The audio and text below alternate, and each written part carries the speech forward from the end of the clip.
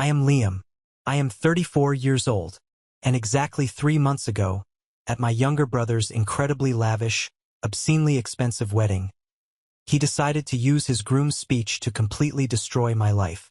While I was sitting there, struggling to hold on to my dignity in a cheap, 5-year-old clearance rack suit, my own brother looked out at 200 of the city's most elite guests and declared that my son and I were completely unwanted garbage. He laughed, the crowd laughed, and just to make sure the knife went deep enough, my own mother shouted across the ballroom that I was a used product. They humiliated a single father in front of his 8-year-old boy. But there was one major detail my arrogant brother and my image-obsessed mother did not know. They had absolutely no idea that the bride, the woman whose family wealth was funding this entire circus, had just uncovered a financial secret about my brother that was about to turn this wedding into a public execution of his character. And they definitely did not know that by the end of the night, my brother would be facing a massive lawsuit, and my mother would be leaving voicemails begging me for forgiveness. Before I tell you exactly how this spectacular, satisfying downfall happened, please hit that like button if you truly believe that karma always comes to collect its debts. And do not forget to let me know where you are watching from in the comments below. I read every single one of them. Now, let's go back to the exact moment everything shattered. I never thought pure humiliation could come wrapped in imported silk, smelling of expensive lilies, roasted prime rib, and aged champagne. I was sitting at table 9, breathing in the heavy, perfumed air of the grand ballroom at the sprawling Oakwood Country Club. The chandeliers suspended high above us looked like they were constructed from spun ice, casting a warm, golden glow over the immaculate, towering floral arrangements that cost more than my annual salary. I was wearing the only formal suit I owned. It was a charcoal gray two-piece I had bought on clearance 5 years ago for a job interview.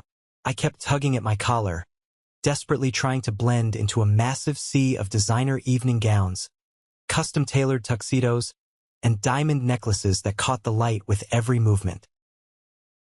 Right next to me, my 8-year-old son, Leo, was happily swinging his legs back and forth under the table. He looked so incredibly handsome in his tiny navy blazer. I had worked double shifts at the logistics warehouse and skipped lunch for 3 solid weeks just to afford that little jacket for him.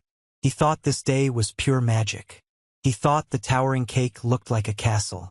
More than anything, he thought this day meant we were finally going to be a real, accepted part of the family again.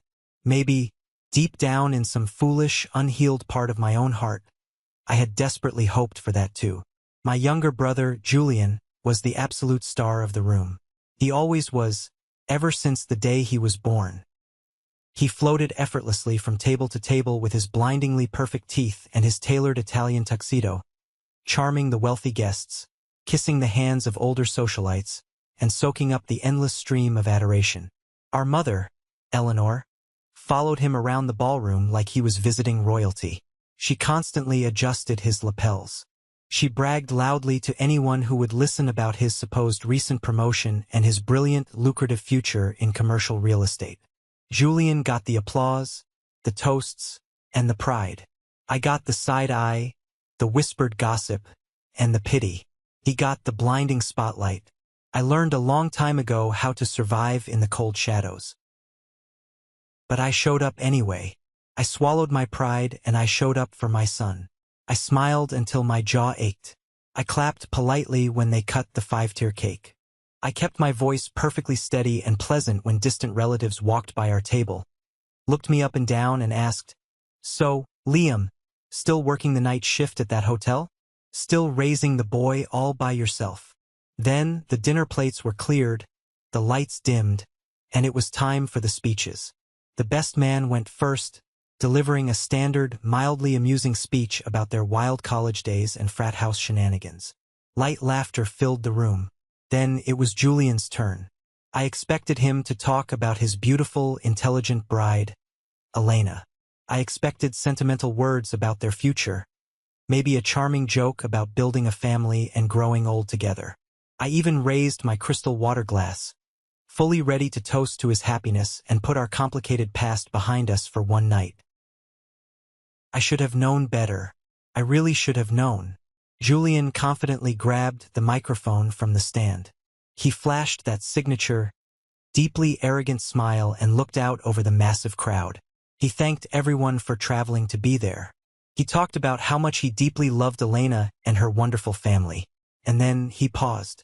The spotlight operator literally shifted the heavy beam, scanning the dark room until the blinding white light landed directly on table 9. On me. I want to take a moment to give a very special shout-out to my older brother, Liam, Julian said, his voice echoing powerfully through the massive sound system. I sat up a little straighter in my chair. I looked down at Leo, who was beaming with pure pride, thrilled to hear his dad's name over the speakers. For a fleeting, incredibly stupid second, I actually believed Julian was going to say something kind. I thought he was going to publicly bridge the gap between us. Julian leaned closely into the microphone, his eyes locking onto mine through the bright light. Liam has always been such a unique example to me. He is a single father, completely alone, unwanted by absolutely anyone else. A ripple of confused chuckles rolled through the front tables. My stomach dropped like a lead weight. I thought I had misheard him. The acoustics in the room were echoing, but he kept going, his voice dripping with heavy, condescending fake sympathy. But seriously, everyone, let's hear it for him. It takes a massive amount of guts to show up here today in that suit when your life is that much of a disaster. Give it up for the ultimate cautionary tale, my big brother. The confused chuckles turned into a massive, rolling roar. The entire room erupted into laughter. Real, deep, unfiltered laughter. People at the front tables were actually clinking their champagne glasses together like he had just delivered the punchline of the century. My heart pounded so violently in my chest I could hear the blood rushing in my ears. The heat rushed to my face, burning my cheeks. I was completely paralyzed. I did not know where to look. I could not breathe. Then, I felt a small tug on my sleeve. Leo looked up at me. His little voice cut through the deafening noise of 200 people laughing at us. His voice was trembling. Dad? Why is Uncle Julian saying those mean things? Why are they laughing at you? Before I could even swallow the massive lump in my throat to answer my son, my mother's voice pierced the air. She did not even need a microphone. She just yelled from her prime seat at the head table, making sure her voice carried over the music. He is a used product. But hey, at least he stayed in the back and didn't ruin the professional wedding photos. The laughter grew sharper. It grew infinitely crueler. It was the specific kind of laughter that strips you entirely bare, that cuts straight through your skin and shatters your bones. It was the exact moment I realized that these people did not see me as a guest. They did not see me as family. They saw me as pure entertainment, as the village idiot, as a punching bag to make themselves feel vastly superior. My fingers curled tightly into fists under the table. I gripped my linen napkin so hard my knuckles turned completely white. I looked around the room desperately, searching the crowd, hoping to find just one single person with a shred of human decency who might meet my eyes with compassion. My Uncle Raymond, who always claimed he loved me like a son, just looked down at his plate and rigidly refused to meet my gaze. Julian's groomsmen were openly high-fiving each other. I looked back down at Leo. His little eyebrows were furrowed. His face crumpled in pure confusion and deep, profound hurt. That was the exact part that broke me. It was not the cruel words. It was not the public shame. It was the devastating fact that they were slaughtering my dignity in front of my little boy, forcing him to watch the father he viewed as a superhero get treated like absolute garbage by his own blood relatives. I aggressively pushed my chair back. It scraped loudly and harshly against the marble floor. I did not care about causing a scene anymore. I was going to grab Leo's hand, walk straight out of those heavy oak doors, and never look back. I was ready to sever every tie I had to this toxic bloodline. But before I could stand up completely, a sharp, deafening screech of audio feedback echoed violently through the speakers. Elena, the bride, had stood up. She did not look amused. She did not look at the laughing crowd. She did not look at my mother. She marched directly over to Julian, snatched the microphone right out of his hands with aggressive force, and turned to face the entire room. Her face was pale, her jaw set like absolute stone. The laughter died instantly. The temperature in the room felt like it dropped 20 degrees. The entire ballroom froze in dead silence. And as Elena looked directly at me with a fierce, burning anger in her eyes, I realized this wedding was not going to end with a dance. It was about to become a funeral for my brother's pride. To truly understand how we arrived at this freezing point in a luxury ballroom, you have to understand the deeply unbalanced, incredibly toxic dynamics of my family. In our house, there was always a very clear, unspoken hierarchy. Julian was the golden child, the prized investment, the future legacy. I was the practice run, the constant disappointment, the designated scapegoat. Growing up, the differences in how we were treated were not subtle. They were glaringly obvious. If Julian managed to get a B on a high school math test, my parents immediately took him out for an expensive steak dinner to celebrate his tremendous effort. If I brought home an A- on a final exam, my father, Arthur, would simply look at the paper, sigh heavily, and ask why I could not manage to get a perfect score like the neighbor's kids. My mother, Eleanor, lived exclusively for appearances. She was completely obsessed with climbing the ranks of the neighborhood HOA, securing country club memberships she could not really afford, and making absolutely sure everyone in our affluent suburb thought we were the perfect, flawless American family. Julian fit her fake narrative perfectly. He was loud, naturally charming, great at football, and knew exactly how to manipulate adults into liking him. I was quiet, I liked to read history books, and I kept to myself. I did not provide the bragging rights my mother so desperately craved. The defining moment of our youth, the moment that truly set the stage for the rest of our lives, happened when Julian graduated from college. My parents threw a massive, catered party in our backyard. They invited 50 people. At the end of the night, my father stood up, gave a tearful speech about how proud he was, and tossed Julian a heavy set of keys. Sitting right there in the driveway, wrapped in a giant red bow, was a brand new, jet black Porsche. It was a graduation gift, a massive financial reward for merely existing and scraping by with a business degree. When I had graduated from college 3 years prior, they bought me a sheet cake from the local Walmart, spelled my name wrong on the icing, and immediately started charging me $600 a month in rent to live in my own childhood bedroom while I aggressively looked for a job. I had paid my own way through state school by working grueling night shifts at a diner. I did not have a college fund. My parents had entirely liquidated the small account my grandfather left me to help pay for Julian's private, out-of-state tuition. I learned very early on that in my family, love was entirely conditional, and I simply did not meet the required conditions. Things got significantly worse when I met Chloe. Chloe was incredibly beautiful, restless, and deeply impatient. We fell in love fast and got married way too young. When she got pregnant with Leo, I honestly thought it was the start of a beautiful new chapter. I naively thought that holding their first grandchild might finally soften my parents' cold hearts. I was working a brutal schedule to prepare for the baby. Days at a logistics warehouse driving a forklift, and nights working the graveyard shift as a front desk clerk at a mid-tier hotel. My combined salary barely covered our cramped apartment rent and basic groceries, but I was hustling. I was building a life with my own two hands. Then, the harsh reality of motherhood actually hit Chloe. She did not want the endless sleepless nights. She deeply resented the strict budget constraints. She wanted vacations, nice clothes, and a husband who was not always exhausted. When Leo was just 5 months old, I came home from a brutal 14-hour double shift. It was pouring rain outside. I unlocked the door, expecting to hear the television or smell dinner. Instead, the apartment was dead silent. I dropped my keys and ran to the bedroom. I found Leo in his crib, crying softly, his face red, clutching his little blanket.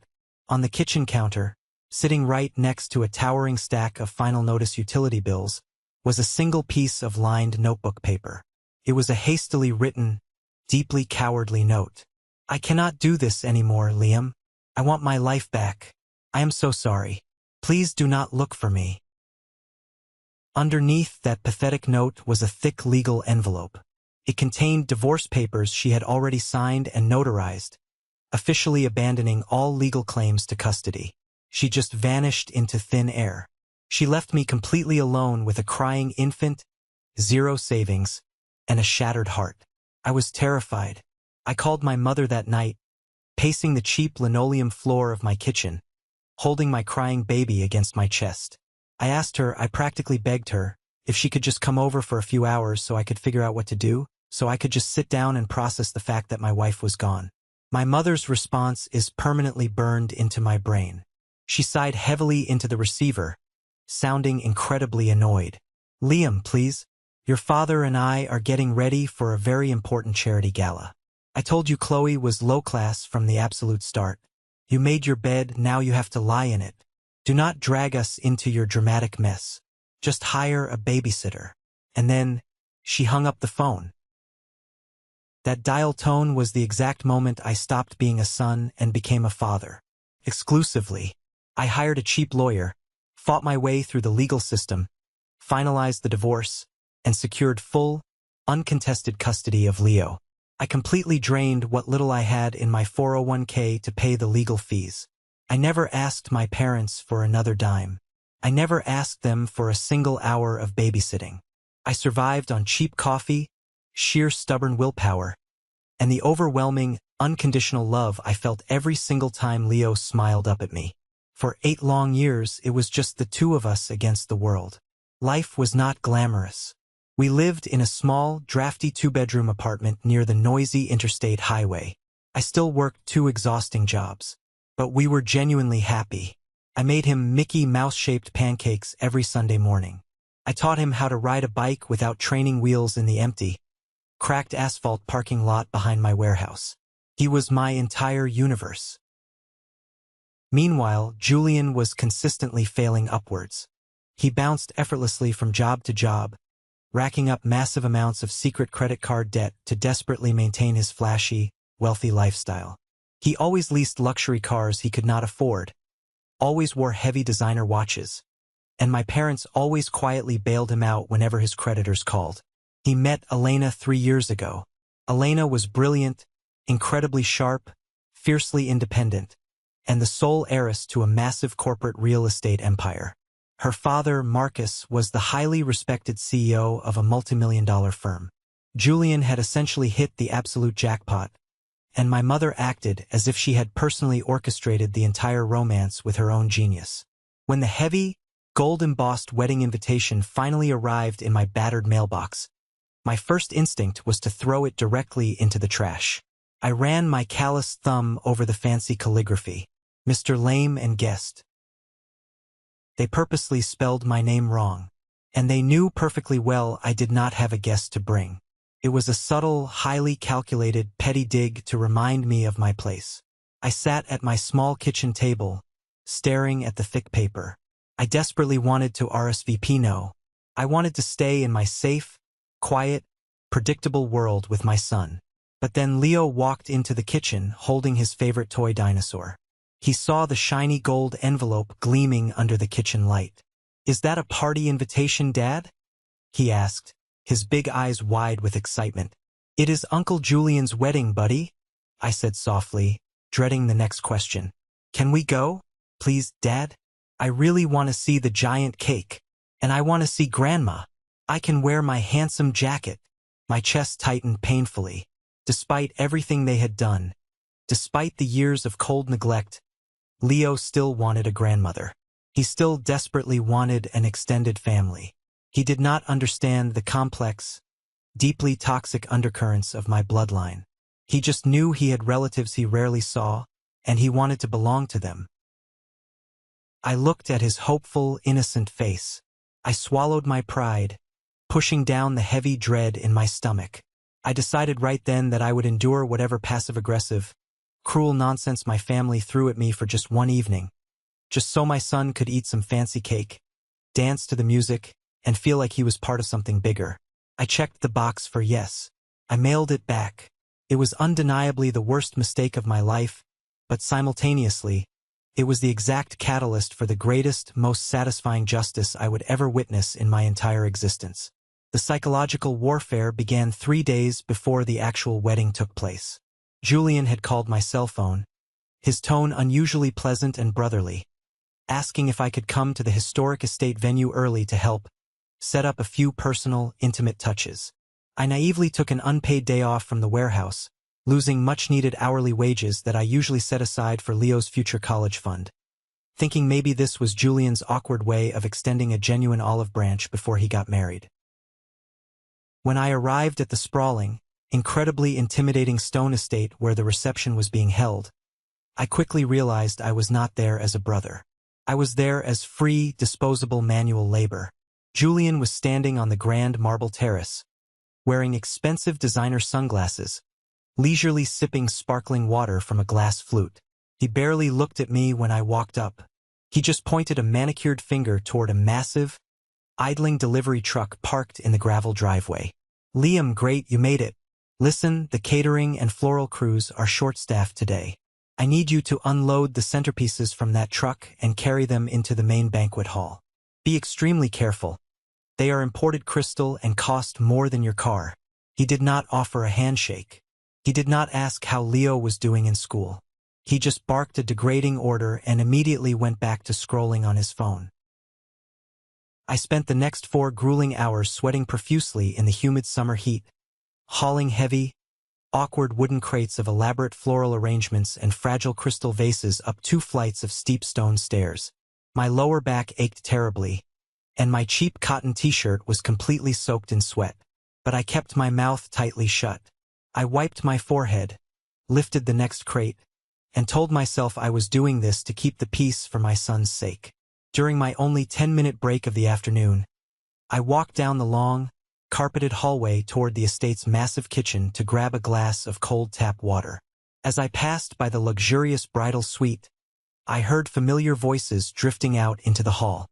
The heavy oak door was slightly ajar. I stopped in my tracks. I recognized the voices immediately. It was my mother, Eleanor, and her older sister, my Aunt Beatrice. Aunt Beatrice had always perfectly played the role of the sweet, deeply caring, maternal aunt. Just 1 hour earlier, while I was struggling to carry a heavy box of champagne flutes, she had walked past me, patted my sweaty shoulder affectionately, and discreetly slipped a crisp $20 bill into my jeans pocket, whispering sweetly, "Buy something nice for little Leo, dear. I know things are always so tight for you." I had actually felt a genuine pang of profound gratitude in my chest.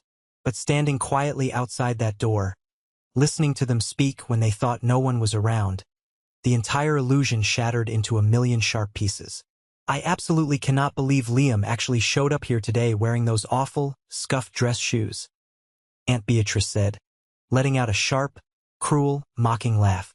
I gave him $20 out in the hallway just to see the pathetic, grateful look on his face.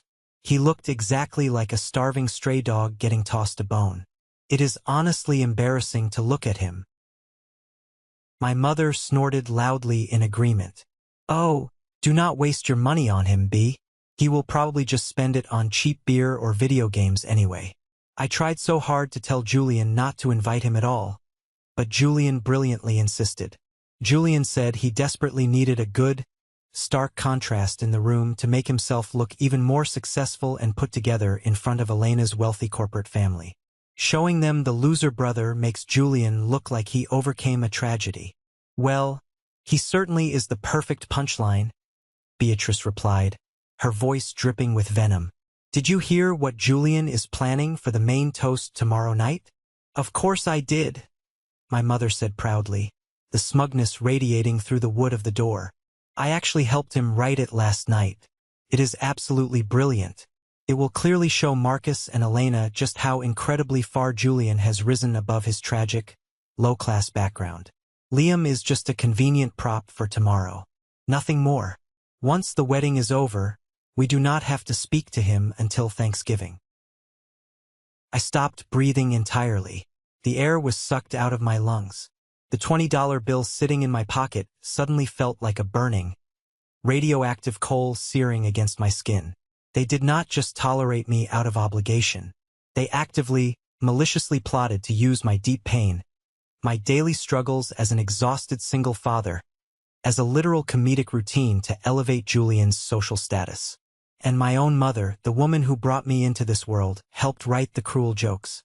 I backed away from the door with absolute silence. My hands were shaking so violently I had to press them flat against the hallway wallpaper to steady myself.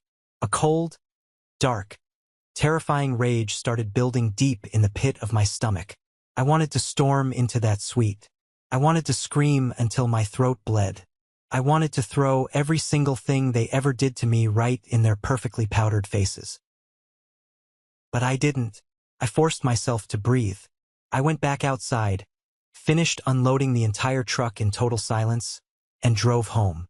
I needed a completely clear head. I knew that if I ruined the wedding before it even started, it would only prove their narrative right. They would paint me as the unstable, jealous brother. I decided I would go, I would fiercely protect Leo, and I would survive the night with my head held high. The morning of the wedding was a chaotic blur of frantic energy. I carefully ironed my charcoal suit in the cramped living room while Leo watched Saturday morning cartoons. I knelt down and helped him put on his little blazer, adjusting the sleeves that were just a tiny bit too long. "You look exactly like James Bond, Dad," Leo said, proudly adjusting his little clip-on tie in the mirror. I forced the biggest, most convincing smile I could muster, looking him directly in the eyes. "And you look like $1,000,000, kiddo. Remember the rules for today. Stay close to you, use my inside voice, and eat as much cake as humanly possible," he recited perfectly, grinning from ear to ear. "Exactly." I kissed his forehead, trying desperately to push down the heavy, suffocating dread swirling in my chest. When we finally arrived at the venue in my beat-up sedan, the atmosphere was suffocatingly rich. A live string quartet was playing classical music near a massive, glowing champagne tower on the lawn. Professional valets in sharp uniforms were rushing back and forth, parking an endless parade of sleek Mercedes, BMWs, and Teslas. Then, pulling up directly to the red carpet entrance, was Julian. He stepped out of his leased Porsche, adjusting his expensive cufflinks, looking exactly like a movie star arriving at a premiere. We walked slowly toward the grand entrance doors. Derek, Julian's incredibly obnoxious best man and longtime enabler, was standing by the door holding a clipboard. Derek had always hated me, mostly because I never laughed at his crude, frat boy jokes in high school. He looked me up and down, his eyes intentionally lingering on the slightly frayed cuffs of my suit jacket and my scuffed shoes. "Liam, wow, you actually made it," Derek smirked loudly, making sure the guests around us could hear. "I honestly wasn't sure if you were here for the actual ceremony, or if the catering manager called you in for an emergency dishwashing shift in the back." A few of the other groomsmen standing nearby snickered loudly, elbowing each other. I looked Derek dead in the eye. I did not flinch. I did not look away. "I am here for my brother, Derek. Now step aside and excuse me." I put my hand firmly and protectively on Leo's shoulder and guided him past the laughing group of grown men acting like high school bullies. I kept my head high and my posture straight, but inside, I was already bleeding out. The storm had not even fully started, and I was already taking on massive amounts of water. I just prayed the reception would go quickly.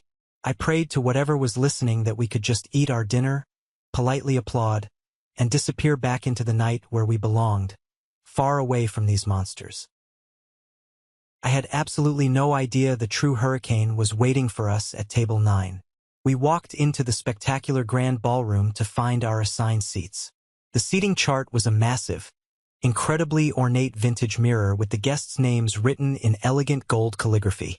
I stood in front of it and traced my finger slowly down the long list. Table 1 was the bridal party.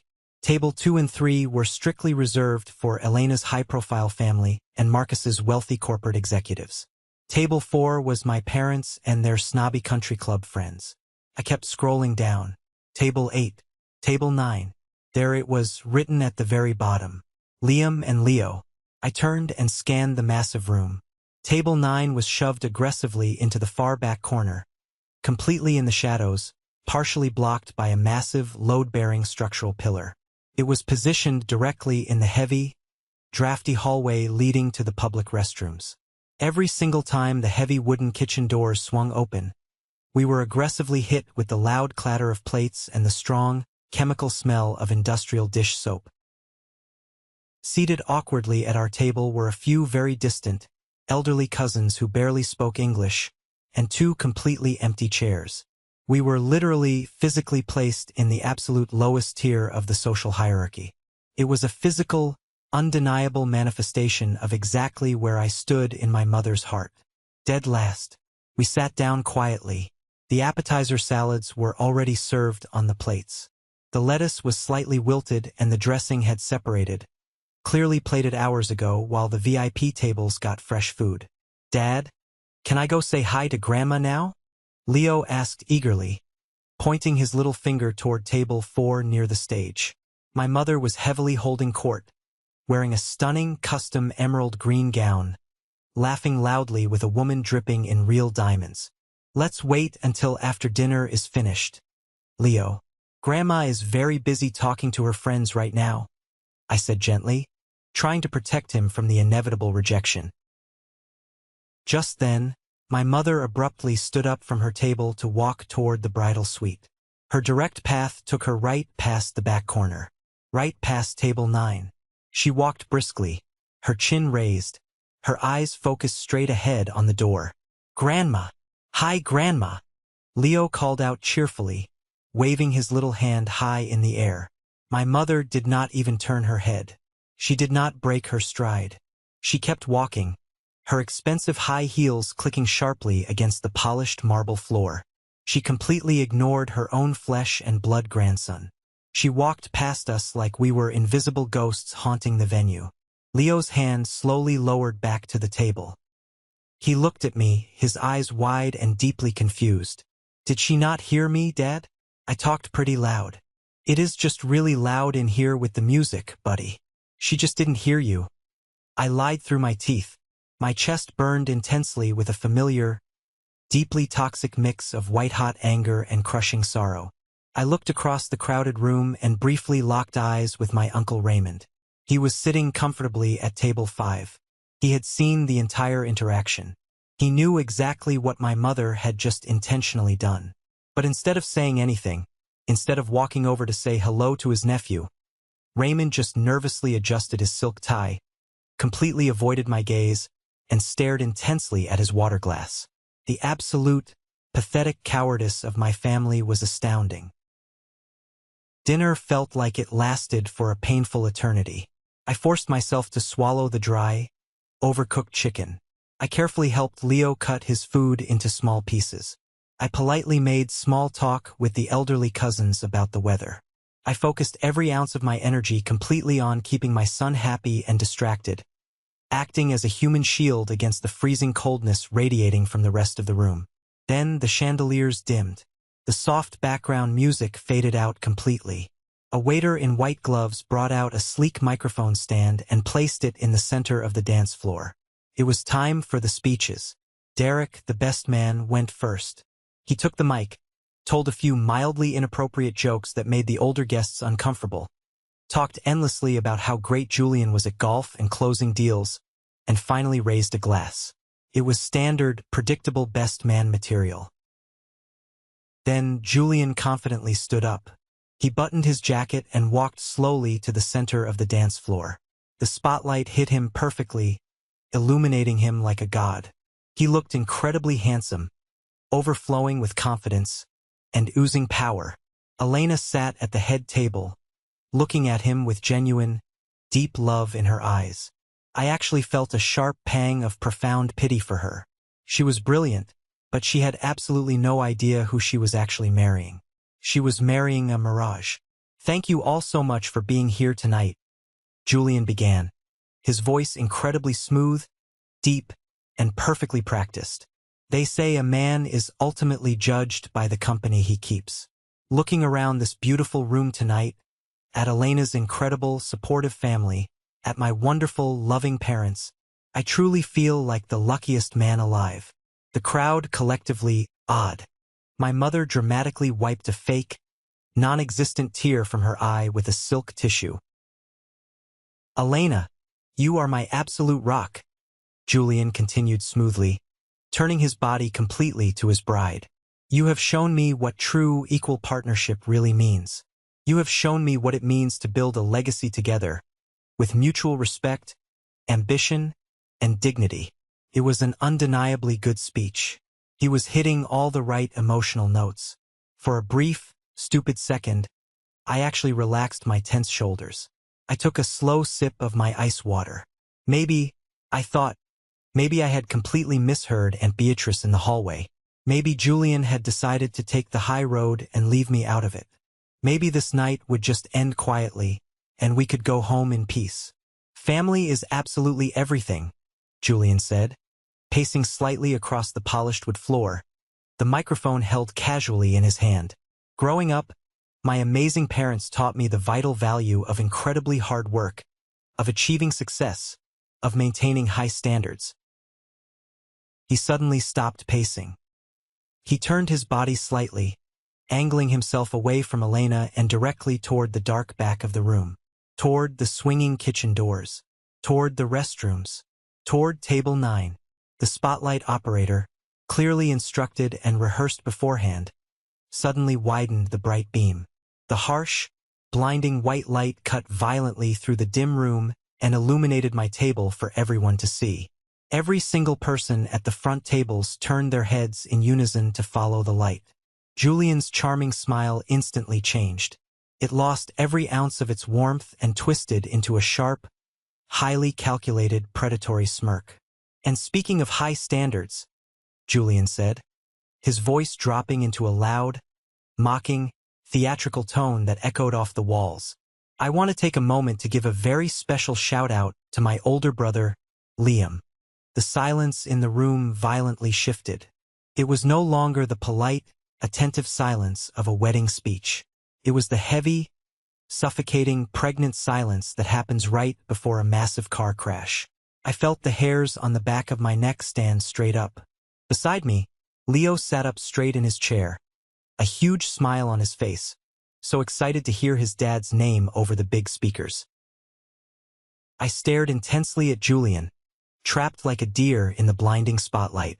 The storm had finally arrived, the trap was sprung, and there was absolutely nowhere left to hide. The blinding white light of the professional spotlight pinned me entirely to my cheap, wobbly chair at table 9. It was so intense, so aggressively and violently bright, that for a split second, all I could see was the glowing, sharp outline of my younger brother standing in the absolute center of the polished hardwood dance floor. Julian held the sleek black microphone casually in his right hand, his posture relaxed, looking exactly like a seasoned stand-up comedian waiting for the ultimate punchline to land with his eager audience. The entire room, 200 of the wealthiest, most influential, and most well-connected people in the city, including cutthroat corporate executives, commercial real estate moguls, and my deeply status-obsessed superficial family, turned their heads in perfect, synchronized unison to stare directly at me. And speaking of incredibly high standards, Julian's voice echoed through the massive, state-of-the-art venue sound system, bouncing sharply off the vaulted ceilings and the imported crystal chandeliers. "I want to take a special moment tonight to give a very specific shout-out to my older brother, Liam." My heart did not just skip a beat. It completely and entirely seized in my chest, locking up my lungs. Beside me, my 8-year-old son, Leo, sat up perfectly straight in his chair. His little face, usually so guarded around my family, lit up with absolute, pure, innocent joy. He honestly thought his uncle was about to say something wonderful. He thought, finally, after years of being ignored and sidelined at every single Thanksgiving dinner and Christmas morning, his dad was getting the public recognition and love he deserved. Leo actually smiled, his eyes wide and shining in the dim ambient light of the ballroom. Julian's charming, practiced smile slowly twisted into something entirely unrecognizable. It was a cold, highly calculated, predatory smirk. It was the exact same look he used to give me when we were kids, right before he would break one of my mother's expensive vases and seamlessly blame it on me. He leaned slightly forward into the microphone, locking his eyes directly with mine through the blinding beam of the spotlight. Liam has always been such a unique, interesting example to me, Julian continued, his tone completely dripping with heavy, condescending sarcasm that masked itself as brotherly banter. He is a single father, completely alone in the world, unwanted by absolutely anyone else. I mean, just look at him, sitting way back there in the dark corner, wearing a suit he probably bought at a thrift store discount rack. A low, collective murmur of confused chuckles rolled slowly through the front VIP tables. The sound was physically sickening. My stomach dropped like a lead weight, crashing straight through the floor and into the concrete foundation of the building. I thought I had misheard him. I desperately, frantically wanted to believe that the acoustics in the massive room were simply playing cruel tricks on my mind. I wanted to believe that my own flesh and blood would not cross this definitive line. But Julian kept going, his voice growing significantly louder, more arrogant, and more confident, actively feeding off the hesitant energy of the wealthy crowd. But seriously, everyone, let's hear it for him tonight. It takes a massive, unbelievable amount of guts to show up here today, to sit in a room full of successful people, when your own life is that much of an absolute, unmitigated disaster. Give it up for the ultimate cautionary tale. My big brother, Liam. The hesitant, polite chuckles suddenly morphed into a massive, rolling, deafening roar. The entire ballroom erupted into laughter. This was not polite wedding laughter. It was real, deep, unfiltered, viciously mocking laughter. People at the front VIP tables, people I had never even met, were actually clinking their expensive champagne glasses together like Julian had just delivered the greatest, most brilliant comedic joke of the century. I was completely paralyzed. My hands gripped the edge of the tablecloth so hard that my knuckles turned completely white, and my fingernails dug painfully into my own palms. The heat rushed violently to my face, burning my cheeks, making my ears ring with a high-pitched frequency. It felt exactly like I had been physically struck across the jaw with a baseball bat. It felt like I was standing completely naked in front of a firing squad of my own relatives. This was not just a mean, offhand comment. It was a highly orchestrated public execution of my character, designed specifically to elevate Julian's status in front of his new, wealthy in-laws. Then, I felt a small, trembling tug on the sleeve of my cheap suit jacket. I slowly turned my head, fighting through the paralyzing shock. Leo was looking up at me. His bright, excited, hopeful smile had completely vanished, rapidly replaced by a look of pure, devastating, heartbreaking confusion. His little eyebrows were tightly furrowed, and his bottom lip was quivering uncontrollably. His innocent voice cut straight through the deafening noise of 200 adults laughing at our expense. "Dad," Leo whispered, his voice cracking with heavy emotion. "Why is Uncle Julian saying those mean things about you? Why are all these people laughing at you?" I opened my mouth to speak. I wanted to tell him it was just a bad joke. I wanted to somehow magically shield his young, impressionable mind from the pure, unadulterated evil radiating from the center of the room. I wanted to tell him that adults sometimes say stupid things, but before I could even swallow the massive, choking lump of grief in my throat, my mother's voice pierced the air like a jagged knife. Eleanor did not even need to use a microphone.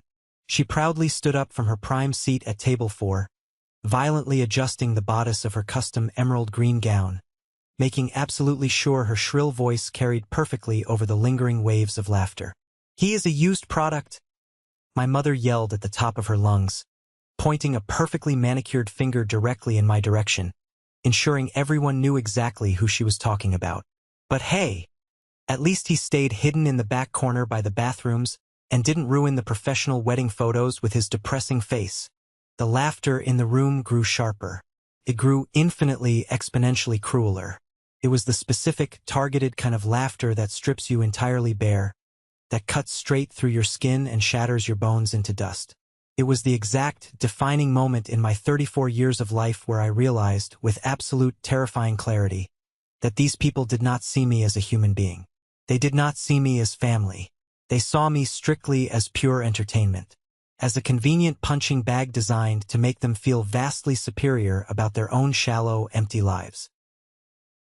My own mother, the woman who carried me for 9 months, the woman who was supposed to love me unconditionally and protect me from the cruelty of the world, had just publicly endorsed and amplified my humiliation. She had actively, joyfully participated in slaughtering my dignity in front of my little boy. I looked frantically around the room, searching the endless sea of laughing, heavily Botoxed faces, hoping to find just one single person with a shred of basic human decency. I looked at Uncle Raymond. He aggressively stared down at his half-eaten salad plate, his shoulders hunched in absolute cowardice. I looked at Derek, the best man, who was practically bent over double, slapping his knee with laughter. I thought about the grueling, endless double shifts at the freezing logistics warehouse. I thought about the countless nights I stayed up until 3 in the morning studying for online certification courses just to try and secure a marginally better salary for my son. I thought about the brutal divorce, the grueling, terrifying legal fight for full custody, the agonizing moments of sitting at my kitchen table wondering how I was going to pay the electric bill so Leo would have heat in the winter. I had sacrificed absolutely everything I had to be a good, honest father, and in 30 seconds, my family had turned my entire life's work into a disgusting, cheap punchline for a room full of strangers. I looked back down at Leo. A single, heavy tear rolled slowly down his cheek, landing silently on the lapel of his little navy blazer. That single tear was the exact catalyst I needed. The paralyzing, freezing shock instantly evaporated from my veins, rapidly replaced by a cold, sharp, unyielding, titanium resolve. The absolute worst thing you can ever do to a devoted father is hurt his innocent child. I aggressively pushed my chair back. It scraped loudly and harshly against the polished marble floor, making a terrible screeching sound. I did not care about causing a scene anymore.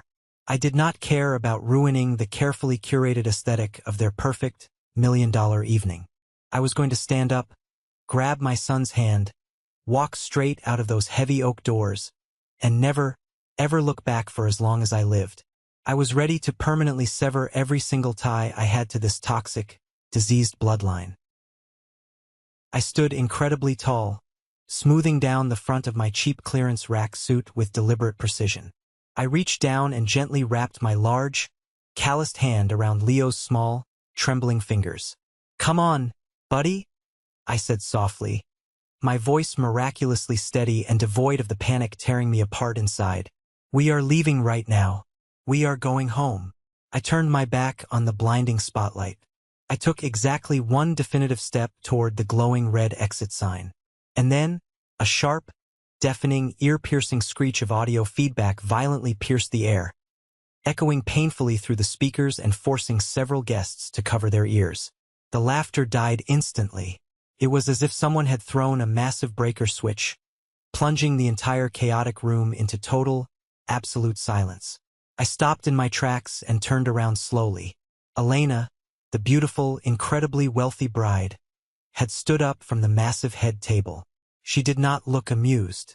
She did not look embarrassed or flustered. She looked absolutely terrifyingly furious. Her face was pale. Her jaw was set like absolute stone, and her eyes were burning with a cold, terrifying intensity that commanded instant submission. She did not look at the crowd. She did not look at my mother. She gathered the heavy, expensive silk fabric of her custom wedding gown in one hand, marched directly and purposefully across the dance floor toward Julian, and snatched the microphone right out of his hand with aggressive, undeniable force. Julian stumbled back a clumsy step, looking completely bewildered and utterly foolish. His arrogant smirk immediately faltered, replaced by a look of genuine, panicky confusion. "Elena, babe, what are you doing? It was just a joke. Come on." Elena did not answer him. She turned her back on him completely, rendering him entirely irrelevant. She faced the massive crowd, holding the microphone with the confident, terrifying grip of a seasoned CEO about to fire an entire corporate boardroom. The silence in the room wasn't just quiet. It was a heavy, suffocating vacuum. You could literally hear the ice melting in the crystal water glasses.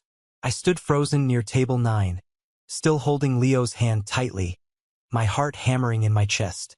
I thought the worst part of the night was over. I thought the drama had peaked. I was so incredibly wrong. The real destruction, the absolute leveling of my brother's entire existence, was just about to begin. Elena stood firmly in the absolute center of the grand ballroom, her immaculate white gown glowing ethereally under the dimmed chandeliers. She possessed a commanding, overwhelming presence that you simply cannot buy with new money. It was the kind of fierce, unwavering authority inherited from a lifetime of watching massive corporate empires being aggressively built and ruthlessly dismantled by her father. She raised the microphone slowly to her lips. Her voice, when she finally spoke, was not shaking with feminine hysteria. It was not emotional or tearful. It was ice-cold, perfectly articulated, and ruthlessly, terrifyingly steady. I was fully prepared to sign a legally binding marriage license today, Elena began, her crisp words cutting through the dead silence of the room like a perfectly sharpened surgical scalpel. I was prepared to merge my life, my family's extensive legacy, and my financial future with Julian. I honestly thought I was marrying a man of ambition, a man of integrity, and a man of solid character. She paused deliberately, letting the heavy, weighted words hang in the air for maximum impact. Julian shifted incredibly uncomfortably behind her, his face rapidly draining of all color until he looked physically ill. He reached out a trembling hand to touch her arm, whispering something frantic and desperate that the microphone didn't quite catch, but Elena aggressively and sharply swatted his hand away without even bothering to look at him.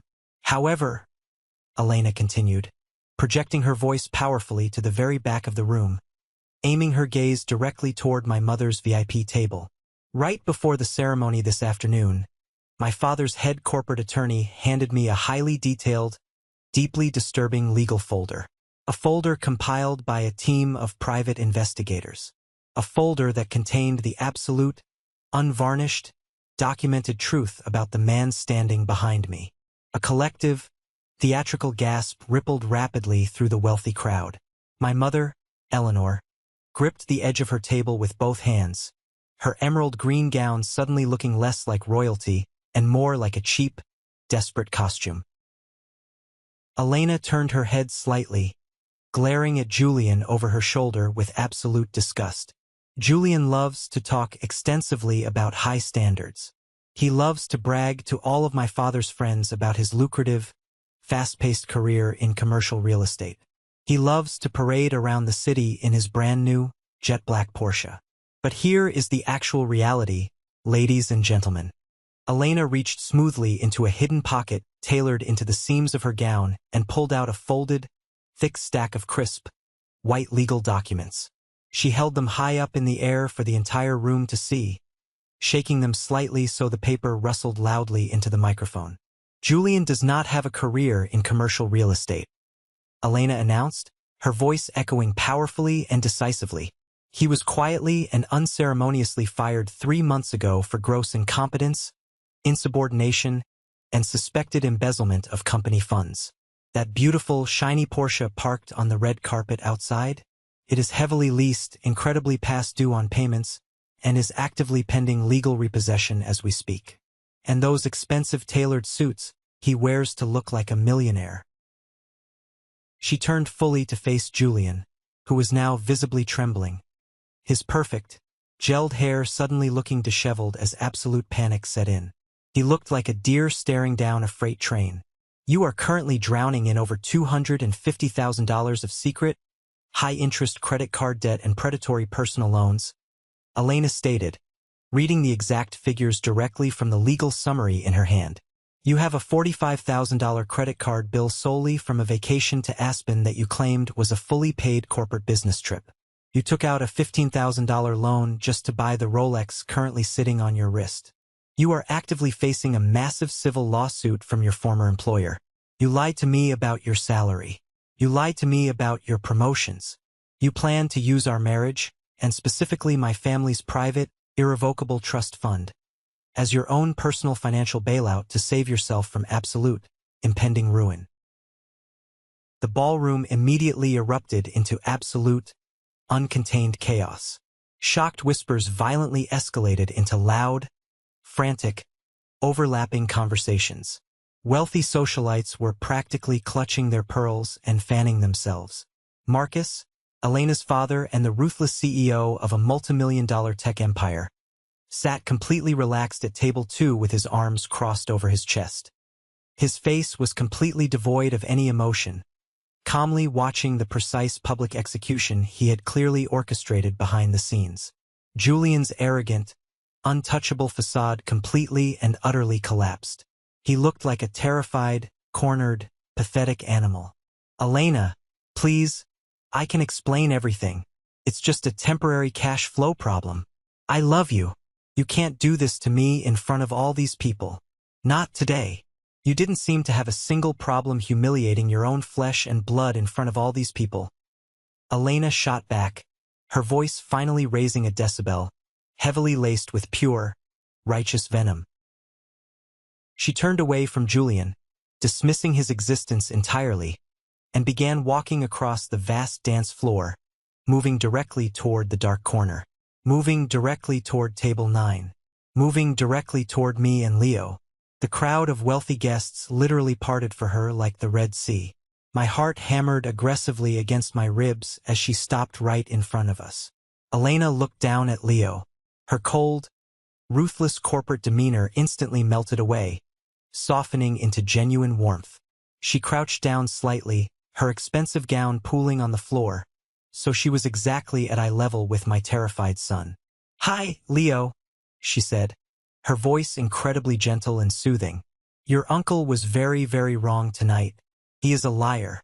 I want you to listen to me very carefully, okay?" Leo nodded slowly, his big eyes wide with wonder. Elena stood back up, squared her shoulders, and looked me dead in the eye. Then, she raised the microphone again, ensuring her voice carried absolute authority. "Liam," she said, making sure every single person in the room heard her clearly. "You are wearing a suit that might not be custom-tailored in Italy, but you wear it with an unbelievable amount of honor and dignity. You work 2 exhausting, back-breaking jobs to provide for your family. You fought a brutal, emotionally draining legal custody battle because you absolutely refused to abandon your son when things got hard. You put every single spare penny you earn into a college fund for this little boy. You do not lie. You do not steal. You are a real father. You are a real man. And you are worth 10 of the cowards standing on that stage." I felt a massive, overwhelming, crushing wave of emotion crash over me. I couldn't speak. I couldn't form a single word. I just stood there, gripping Leo's hand like a lifeline, feeling the hot sting of tears threatening to spill over my eyelids.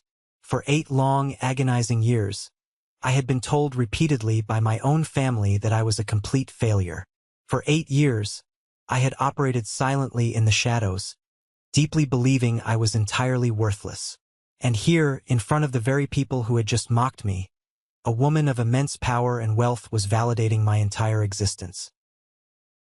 Elena turned her fierce, burning gaze toward table 4, toward my mother, who was sitting frozen in her chair. "And to Eleanor," Elena said, her voice dropping into a low register that was terrifyingly calm and incredibly lethal. "To stand there in your expensive dress and joyfully call your own son a used product, while blindly enabling, funding, and protecting a lying, fraudulent parasite like Julian. It tells me absolutely everything I will ever need to know about the genetic makeup and moral bankruptcy of this family. I will not attach my name, my reputation, or my future inheritance to a bloodline that views cruelty as humor and deceit as a strategy." My mother opened her mouth to speak. Her face flushed a dark, dangerous purple with absolute rage and deep, profound embarrassment, but no words came out. She was completely, utterly silenced by the sheer weight of the truth. Elena walked slowly back to the center of the room. She stood directly in front of Julian, who was now weeping openly, tears streaming down his face, begging her not to ruin his life. Elena didn't even blink. She reached up to her left hand, smoothly slid the massive, flawless 4-carat diamond engagement ring off her finger, and held it suspended in the air for a brief, agonizing moment. "This wedding is officially over," Elena declared. She dropped the heavy diamond ring. It hit the polished hardwood floor with a sharp, distinct, heavy clink that echoed loudly in the dead silent room. She dropped the microphone right next to it, turned on her heel, and walked straight toward the exit without ever looking back. "Let's pause for a moment. Thank you for staying with me this far, you're truly amazing. Please help me by liking the video and commenting the number 1 below so I know you've been here with me until this point. This not only helps more people discover this story, but also lets me know that my experiences mean something to someone. Your support is the greatest motivation for me to keep sharing the rest of this journey."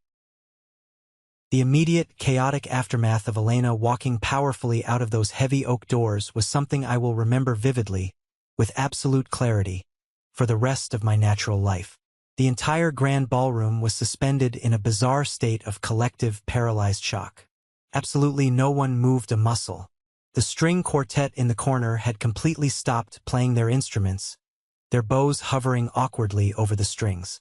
The catering waiters stood frozen like statues against the walls, holding silver trays of expensive champagne that absolutely no one was going to drink. Julian fell heavily to his knees on the dance floor. He was desperately searching the hardwood floor for the diamond ring Elena had dropped, crying hysterically, his hands shaking violently. His perfect, tailored Italian tuxedo was wrinkled and ruined. His hair was a sweaty mess. The carefully constructed facade of the golden child, the brilliant real estate mogul, the perfect son, was permanently shattered into a million irreparable pieces for everyone to witness. My mother, Eleanor, finally snapped out of her paralyzed, humiliated state. She practically scrambled out of her chair, her expensive emerald gown tangling clumsily around her ankles. She ran frantically toward table 2, bypassing her own weeping son entirely, aiming directly for Marcus, Elena's father, who was still calmly sipping his aged scotch. "Marcus, Marcus, please, you have to listen to me, we can fix this," my mother pleaded loudly. Her voice was shrill, desperate, and entirely devoid of her usual, carefully practiced country club sophistication. "It's just a massive misunderstanding. Julian is a good, smart boy. We can pay off whatever small debts he has. We have equity in the house. Do not let Elena do this to our families. Think of the public scandal." Marcus slowly lowered his heavy crystal glass to the table. He did not stand up. He did not raise his voice. He did not show an ounce of pity. He looked up at my mother with the kind of absolute, chilling, predatory indifference that you only see in ruthless corporate takeovers. "Eleanor," Marcus said, his deep, gravelly voice carrying easily across the silent room, "your son is a pathological fraud, and you are a deeply vicious, foolish woman. If Julian attempts to contact my daughter ever again, by phone, email, or through a third party, I will personally ensure the pending corporate lawsuit against him includes a thorough, forensic investigation into every single financial transaction your family has ever made. My private security team will escort you and your son out of this venue right now. Do not make a scene." My mother physically recoiled as if she had been violently slapped across the face. The absolute social ruin she had always feared, the loss of her precious status, had just materialized in front of 200 of her most influential peers. She looked frantically around the room, making desperate eye contact with her wealthy friends, hoping for someone, anyone, to intervene or offer support. But they all aggressively looked away. Some literally turned their backs. No one wanted to associate with the disgraced family that just tried to run a financial scam on Marcus's empire. I looked down at Leo. He was staring at the chaos unfolding, his little hands gripping mine tightly. "Dad?" Leo whispered, looking up at me. "Are we still leaving?" I looked at Julian sobbing pathetically on the floor, still searching for the ring. I looked at my mother being ushered aggressively toward the exit by 2 massive men in black security suits. I felt an incredible, overwhelming, beautiful sense of lightness expand in my chest. The heavy, suffocating chains of shame, guilt, and inadequacy that I had dragged around for my entire life had just been shattered by the truth. Yes, "Buddy?" I said, a genuine, wide, unrestricted smile spreading across my face for the first time in years. "We are leaving."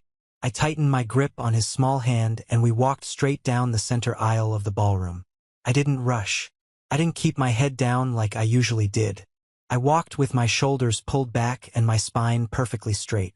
As we passed the VIP tables, the wealthy guests, the exact same people who had been laughing at me 5 minutes earlier, literally parted to make way for us. Some of them looked at me with genuine, deep respect. Some of them looked deeply ashamed of their own behavior. When we finally pushed open the heavy wooden doors and stepped out into the cool, crisp night air, it felt like I was breathing oxygen for the very first time. We walked past the valet stand and I unlocked the doors to my beat-up, 10-year-old sedan. It wasn't a leased Porsche, but to me, in that exact moment, it felt like a golden chariot. I buckled Leo safely into the back seat. As I climbed into the driver's seat and started the reliable engine, Leo leaned forward against his seatbelt. "Dad?" he asked, his young voice full of absolute awe. "Did we just win?" I looked at his sweet face in the rearview mirror. I thought about the brutal years of working night shifts at the hotel, the agonizing divorce, the constant fear of not being enough of a man to raise him right. "Yes, Leo," I said firmly, putting the car in drive and pulling out of the estate. "We absolutely won." But the universe, in all its infinite wisdom, wasn't quite finished delivering karma. What I didn't know as I drove home that night, listening to the radio with my son, was that Sarah, the professional wedding photographer hired by Marcus, had kept her high-definition video camera rolling the entire time. Sarah was a fiercely independent single mother herself, fighting her own brutal custody battles against a toxic ex-husband. When Julian had made that disgusting joke about single parents, she saw red. When Elena dropped the microphone, Sarah made absolutely sure every single second of the confrontation was recorded in crystal clear audio and video. By the time I woke up the next morning and made our Sunday pancakes, my cell phone was practically melting from notifications. Sarah had posted the raw, unedited footage to multiple social media platforms. It hadn't just gotten a few hundred views. It had exploded. The internet absolutely loves a story of undeniable, righteous justice. Millions of people watched my brother get utterly destroyed by the bride. Millions of people heard my mother brutally call me a used product. And millions of strangers stood up for me, leaving comments that finally validated my entire journey as a father. The fallout over the next 6 months was absolute, comprehensive, and entirely permanent. The viral wedding video completely obliterated whatever pathetic shreds were left of my family's fabricated reputation. They became a localized cautionary tale. Julian's life unraveled with a terrifying, almost beautiful speed. The commercial real estate company he had supposedly worked for officially filed a massive civil lawsuit against him for the embezzled funds. Without Elena's trust fund to bail him out, the heavily leased Porsche was aggressively repossessed from my parents' driveway in broad daylight by a tow truck, right in front of all the nosy neighbors. His credit was completely ruined. He was forced to move back into his childhood bedroom, the exact same room they had aggressively charged me $600 a month to live in, except Julian wasn't paying a single dime. My mother, Eleanor, was officially and unceremoniously ostracized from her beloved country club. The women she used to gossip with completely cut her off, terrified of being publicly associated with the viral evil mother-in-law from the internet video. Her social calendar evaporated overnight. But my life completely and miraculously transformed. About 3 weeks after the disastrous non-wedding, I received a phone call from an unknown, out-of-state number. It was Marcus. He didn't call to apologize for the drama. He called because, being the thorough CEO he had his corporate HR department run a deep background check on me after Elena told him about my incredible work ethic. Marcus saw the documented proof that I had been working at the logistics warehouse for 8 solid years, never missing a single shift, while simultaneously managing the night audit at the hotel with perfect attendance. He didn't offer me a handout or charity. He offered me a highly demanding, high-paying position as a regional logistics director for his massive corporate supply chain. It came with a massive salary increase that tripled my current income, full comprehensive health benefits, and a generous 401k matching program. I accepted it immediately. I quit my 2 exhausting jobs, and for the first time in Leo's life, I was actually home every single evening to make him a proper dinner, help him with his math homework, and tuck him into bed. I finally had enough disposable money to aggressively fully fund his $529 college savings account. Then, right on cue, came the final, pathetic attempts at manipulation from the ghosts of my past. When the local news of my new corporate promotion and substantial salary became public knowledge through LinkedIn, guess who suddenly decided she missed being a devoted mother? Chloe, my ex-wife, the exact same woman who had callously abandoned a 5-month-old baby to sign divorce papers so she could go party. She showed up completely unannounced at my apartment complex one rainy Tuesday afternoon. She stood nervously on my welcome mat, crying dramatic crocodile tears, talking about how she had made a terrible, youthful mistake, how she had done so much intensive therapy, and how she just wanted us to be a happy family again. She clearly saw the viral video, saw the direct connection to Marcus's massive corporate empire, and desperately wanted a piece of the financial pie. I didn't yell. I didn't get emotional or angry. I stood calmly in the doorway, physically blocking her view of the warm apartment inside. I looked at her with the exact same cold, absolute indifference that Marcus had shown my mother. "You lost all legal and physical custody of Leo 8 years ago, Chloe," I said smoothly, my voice completely devoid of any affection. "If you ever step foot on my property again, my corporate lawyer will file a restraining order and harassment charges so fast it will literally make your head spin. You do not get to abandon the foundation when it is pouring rain and then show up when the mansion is fully built. You are nothing to us. Goodbye." I shut the heavy door right in her face and locked the deadbolt. I didn't feel a single shred of guilt. A month later, the final domino fell. My phone rang, and the caller ID flashed my mother's name. I let it go straight to voicemail. She left a pathetic, 3-minute, sobbing message. She told me Julian was officially facing Chapter 7 bankruptcy, that my father's retirement pension was taking a massive hit from the exorbitant legal defense fees, and that they desperately needed a short-term loan just to keep the house out of foreclosure. She ended the voicemail by crying, "Please, Liam, you have to help us. We are your family." I listened to the entire message while sitting comfortably in my new, spacious corner office, looking out at the city skyline. I didn't call her back. I didn't wire the money to save them. I simply typed out a single, brief text message. "I am not your scapegoat anymore. I am a used product, remember? Do not ever contact me again." Then, I permanently blocked her number, Julian's number, and the number of every other toxic relative who had sat silently in that ballroom. I realized something incredibly profound sitting in the quiet peace of my new life. I didn't need a grand, sweeping apology from my family. I didn't need them to suddenly recognize my worth or validate my painful struggles. I just needed to completely stop waiting for their permission to see the immense, undeniable value in myself. My son, Leo, is absolutely thriving. He is the smartest, kindest, most resilient kid I know. He doesn't ask about his grandmother or his uncle anymore. He knows exactly who his real family is. And the most beautiful part is that he looks at the world with a fierce sense of justice. He knows that being kind does not make you weak, and that standing up for yourself, even when your voice shakes, is the most powerful thing a person can do. We walked out of that toxic ballroom with absolutely nothing but our dignity, and it turned out to be the only currency that actually mattered. Thank you so much for listening to my story today. If you take anything away from my experience, let it be this: being alone does not mean you are unwanted. Your bloodline does not dictate your worth, and you have every right to aggressively protect your peace and walk away from tables where respect is no longer being served.